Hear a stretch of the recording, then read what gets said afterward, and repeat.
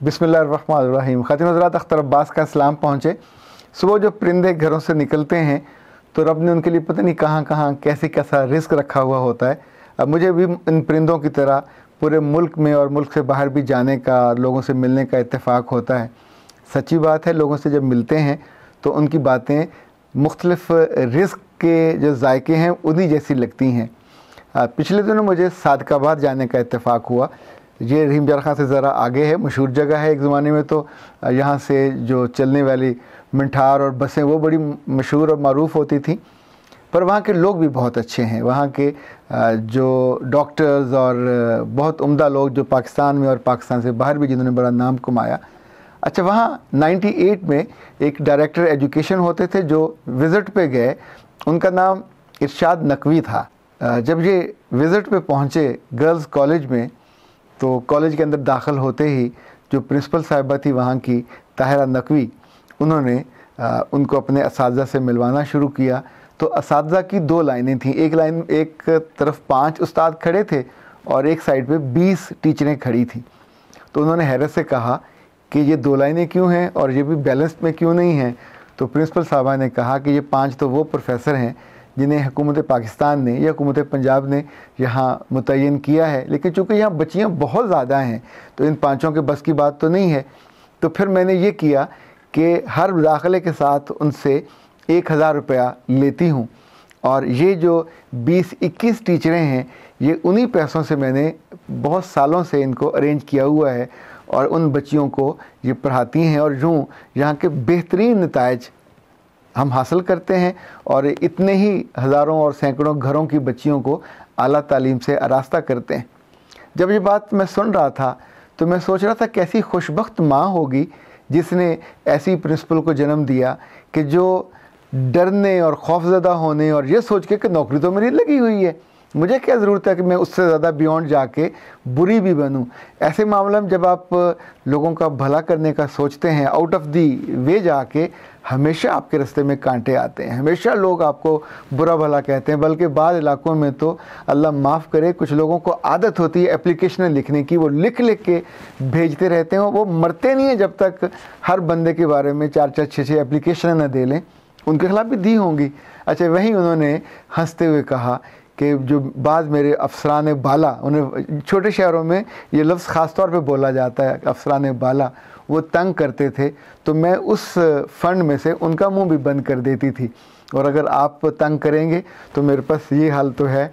तो उस डायरेक्टर साहब ने हंसते हुए उनसे कहा कि नहीं, मैं आपको तंग नहीं करूँगा। इनफैक्ट ज़िंदगी में जो सोसाइटी के लिए इतना अच्छा काम करते हैं, मैं उनकी कदर करने वालों में से हूँ। ख़ातिन हज़रात, आपको जब भी मौका मिले किसी भी पोजीशन पे काम करने का, अगर आप नौजवान हैं और या अगर थोड़े बड़े हो गए हैं, दोनों सूरतों में, तो मैं अपने दिल का एक दर्द आपसे शेयर करना चाहता हूँ। पता नहीं, मेरी ये ऑब्ज़र्वेशन बहुत सालों से है और बड़ी स्ट्रॉन्ग होती जा रही है कि जितने भी नेक लोग हैं, जब ये ख़ुद किसी आला मनसब पे पहुँचते हैं या इनके बच्चे जिन्होंने इन नेक लोगों के साथ रहे होते हैं, उनसे तालीम पाई होती है, उनसे तरबियत ली होती है, ये आम तौर पे सिर्फ नौकरी करने पे इक्तफ़ा करते हैं। सरकार में चले जाए तो ये बदतरीन सरकारी नौकर बनते हैं। ये कभी किसी के लिए सहूलत का बायस नहीं बनते, ये हमेशा रास्ते रोकने का बायस बनते हैं, फ़ाइलें रोकने का बायस बनते हैं, एतराज़ पे एतराज़ करते हैं। सो इन भले लोगों की वजह से बहुत दफ़ा ऐसा होता है कि लोग बदतर लोगों को, बदतरीन लोगों को पसंद करने लगते हैं कि वो पैसे लेके काम तो कर देते हैं। सो नेकी ये नहीं है कि लोगों के काम को रोका जाए। दुनिया में किसी मुल्क में जब जब भी कानून बनते हैं, एग्जिस्टिंग कवानीन, ये सारे लोगों की आसानी के लिए, सिस्टम को चलाने के लिए होते हैं, सिस्टम रोकने के लिए या लोगों को ज़लील और रुस्वा करने के लिए नहीं होते। जहाँ जहाँ कानून ये काम करने लगता है, ये ज़ालिमाना कानून कहलाते हैं, और जो उनको नाफिज करते हैं वो भी ज़ाहिर ज़ालिम हो जाते हैं।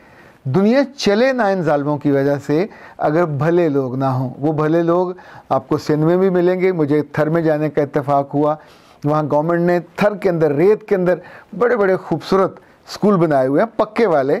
हमें तो आमतौर पर यहाँ नहीं ख़बर होती, पर वहाँ ये स्कूल एग्जिस्ट करते हैं। पर वहाँ जुल्म की अंदाज़ थोड़ा मुख्तलिफ है कि जिसको 40-50 हज़ार रुपये तनख्वाह मिलती है और वो ख़ुद पढ़ाने पे उसका मन नहीं करता, वो 4-4, 5-5 हज़ार रुपये लोगों को रख लेता है। सो 4-5 हज़ार वाला क्या पढ़ाएगा, क्या शौक़ दिखाएगा और कितना इन्वॉल्व होगा, वो अपने दिल का बोझ कम कर लेते हैं कि जी मैंने तो बंदा रखा हुआ है। पर क्या ख्याल है, ये बंदा रखा हुआ है। ऐसे बहुत सारे, पंजाब में शहबाज शरीफ साहब ने पिछले दौर में पूरे सूबे में पटवार खाना ख़त्म किया। अच्छा, सब पटवारियों ने भी अपने आगे 2-2, 3-3 पटवारी जो पुराने थे वो रखे होते थे कि जो उनके बिहाफ पे कामों को रोकते थे और फ़र्दें देने के लिए, यानी 500 की बजाय 5,000, 50,000 तक चला जाता था। कभी ये नहीं सोचते थे कि जो बंदा लेके जा रहा है कितना मजबूर है और जाते हुए मुंह भर के गालियाँ दे के जाता है, बद्दुआएं दे के जाता है। इसी तौर पे हमारे थानों में जो तफ्तीशी अफसरान हैं, बहुत सारी जगहों पे इन भले लोगों ने भी, जो पुराने रिटायर हो जाते हैं, इनके साथ के दोस्त, इनके हमअसर या इनके कोलीग, तो उनको वो ज़ाती तनख्वाह पे रख लेते हैं जो उनकी फ़ाइलें मुकम्मल करते हैं। उनकी दलील ये होती है कि हम थानों में इतने मसरूफ़ होते हैं कि अदालतों के सारे केसेस को नहीं कर सकते। ओके, मैं इस पर भी वो इतराज़ का नुक्ता नहीं उठा रहा, पर गुजारिश ये है कि अगर ये सारे काम लोगों के दुख कम करने के लिए हों तो कितना अच्छा है। दुख बढ़ाने के लिए, उनको थ्रेटन करने के लिए, उनकी ज़िंदगी के जो नॉर्मल मूव है उसको रोकने के लिए हमें शायद किसी ऐसे गलत मिस्त्री की गुड़ती मिलती है कि जिसके पास कभी गाड़ी ले जाएं उसके मुंह से कभी खैर का जुमला नहीं निकलता, हमेशा डराएगा, सर अगर ज़रा लेट हो जाते तो इसका इंजन सीज़ हो जाना था, अगर ऐसा हो जाता तो ऐसा हो जाना था। नतीजतन हमारे डॉक्टर भी बहुत सारे ऐसे हैं जो इस जुमलों की यूँ समझें उनके साए में या उस पर्दे में बहुत सारे गलत काम कर जाते हैं जो उनको नहीं करना चाहिए।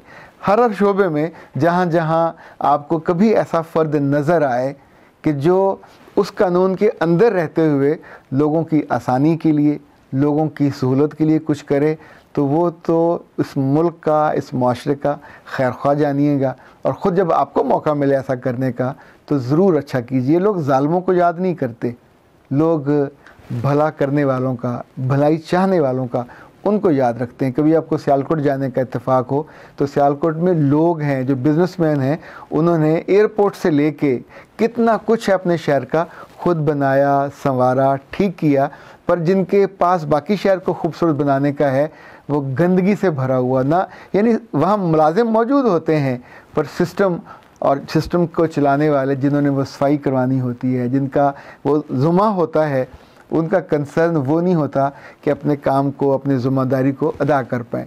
ये सारे लोग मुल्कों पे, मुआशरों पे बोझ बन जाते हैं और बिलाखिर एक वक्त आता है कि जब सोसाइटी इनको वॉमिट कर देती है।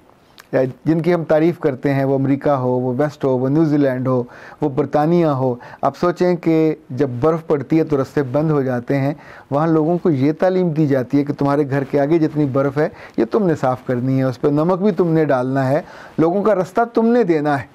सो जब आप लोगों को ये तालीम देंगे तो आपको याद होगा जापान में जब सुनामी आया था तो ये दुनिया में कहीं नहीं हुआ, जापान में हुआ कि जब लोग बहुत सारे मर गए, घर उनके बर्बाद हो गए, गाड़ियाँ उनकी बह गईं, और वहाँ जहाँ ज़िंदगी आलमोस्ट नापैद थी वहाँ लोग अपने घरों से खाने का सामान निकाल के उन्होंने घरों के बाहर रख दिया था। जो ज़रूरत की चीज़ें थी वो घरों के बाहर रख दी थी। उसमें 2 मैसेजेस थे, अगर आपके पास है तो वहाँ कुछ रख जाइए, वरना अपनी ज़रूरत का जितना है लेते जाइए। ये वक्त हर माशरे पे, हर मुल्क पे ज़रूरी नहीं है कि आजमाइश में ही पता चले। जब नॉर्मल रूटीन की चीज़ें होती हैं, छोटी नौकरी हो या बड़ी नौकरी, आप करते क्या हैं और आपका इम्पेक्ट कितना होता है और लोग आपकी लेगेसी को क्या याद करते हैं। लाहौर में एक बहुत खूबसूरत अदारा है तालीम का, जिसे आगा आबदी साहब ने, जो ICCI बैंक के सरबराह थे, उन्होंने बनाया था। ये साइंस की तालीम का, फास्ट इसका नाम है। मैं कुछ साल पहले उसके विज़िट पे गया तो मुझे असर की नमाज़ पढ़नी थी, तो मैं ढूंढता हुआ उसके बैक लॉन पे चला गया। वहाँ बच्चे खेल भी रहे थे। अच्छा, लॉन में जाए नमाज़ पड़ा हुआ था सब्ज़ रंग का, तो मैंने जाके नमाज नियत कर ली। तो जो ही मैं सजदे में गया तो पता चला कि जाए नमाज तो था ही ना, वो घास थी, तो घास माथे को भी यहाँ भी चुभी, तो उसने अपना एहसास दिलाया। और नमाज के दौरान भी मेरा ध्यान उसी घास की, उसकी कटिंग पे उस पर रहा। सलाम फेरने के बाद, दुआ मांगने के बाद मैंने उसके माली को ढूंढा और उससे कहा कि भले आदमी तूने ये क्या किया। तो उसने कहा सर यहाँ तो जितने प्रोफेसर हैं, जितने लोग हैं, सारे ही बड़ा अच्छा काम करते हैं, आला से आला काम करते हैं, बच्चों को पढ़ाते हैं, उनकी ज़िंदगियाँ बनाते हैं। जो हमारे मालिक हैं वो भी इतने मेहरबान हैं कि जब वो पहली दफ़ा कॉलेज के अंदर आए तो इत्तेफाक से सबसे पहले मुझसे मुलाकात उनकी हुई और उन्होंने मुझसे कहा कि मैं तुम्हारे लिए क्या करूं। तो मैंने उससे कहा दीजिए मैं बहुत खुश हूं। तो उसने कहा तुम्हारे बच्चे कितने हैं? तो मैंने बताया कि 2 बच्चे हैं, एक FA कर रहा है, दूसरी छोटी बच्ची है। तो उन्होंने कहा कि इसके बच्चों की पूरी तालीम मेरे ज़ुम्मे है और इसकी बच्ची की भी शादी तक का ज़ुम्मा मेरा। फिर उसने नम आँखों से कहा कि मेरा बेटा ने BA किया और इसी कॉलेज में वो लगा और मेरी बच्ची बड़ी हुई, उसने पढ़ाई मुकम्मल की, उसकी शादी भी उन्हीं के ख़र्चे से हुई। बेशक तब तक वो फौत हो चुके थे, पर उनका जो सिस्टम प्रिवेल करता था उसने उनकी नेकी के काम को जारी रखा। तो तब उसने कहा कि सर मैं माली हूँ, छोटा सा हूँ, पर बड़े लोगों के साथ रह के मैंने सोचा कि जो बंदा काम करे वो इतना उम्दगी से करे, इतनी नफासत से करे, इतने शानदार तरीके से करे कि आपके जाने के बाद लोग आपको याद रखें आपके काम के हवाले से। नाम चाहे उनको ना आए, पर उन्हें ये पता हो कि यहाँ ऐसा माली था कि जो अपने काम को, यानी फूल भी आपकी गवाही दें, क्यारियाँ भी आपकी गवाही दें।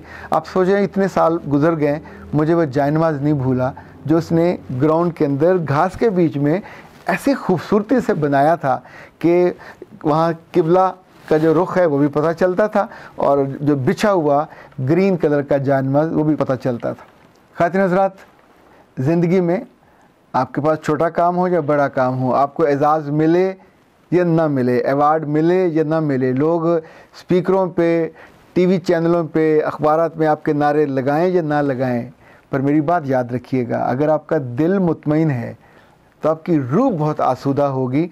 और दिल और मुतमिन तब होता है जब अपने रब की मखलूक की आप खिदमत करते हैं, अपने कामों में उनको हेल्प आउट करते हैं, उनके जिस्मों पे, उनकी रूहों पे जो लगे हुए दाग हैं, जो उसमें लगी हुई पिनें हैं और चुभे हुए कांटे हैं, उनको निकालते हैं और उनकी ज़िंदगी आसान करते हैं। ज़िंदगी आसान करते जाइए, सलामत रहिए, सलामती की दुआएं लेते जाइए। अख्तर अब्बास को इजाज़त दीजिए। अस्सलाम वालेकुम।